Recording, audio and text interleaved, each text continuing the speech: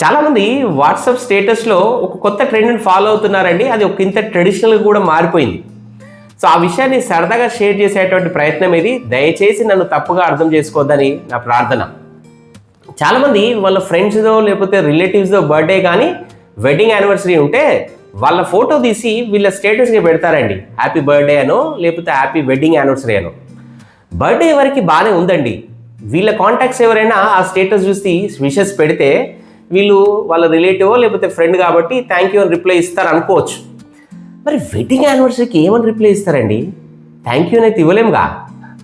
So ఇక్కడ ఇంకొక confusion ఏంటంటే వీళ్ళు ఎవరి కోసమైతే స్టేటస్ పెట్టారో వాళ్ళు వీళ్ళ స్టేటస్ని స్క్రీన్ షాట్ తీసి వాళ్ళ స్టేటస్గా పెట్టుకుంటారండి థ్యాంక్ యూ అని.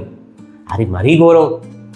సో ఇక్కడ నా భయం అంతా ఏంటంటే నా బర్త్డే రోజు లేకపోతే నా వెడ్డింగ్ యానివర్సరీ రోజు నా స్టేటస్ వాళ్ళ స్టేటస్గా నా ఫోటో పెట్టిన వాళ్ళు నేను వాళ్ళ స్పెషల్ డే రోజు ఎక్కడ నేను మళ్ళీ స్టేటస్ పెట్టకపోతే హట్ అవుతారో అని, అలా అని నేను స్టేటస్ పెట్టలేక పొద్దున్నే వాళ్ళకి కాల్ చేసి విష్ చేస్తున్నాను.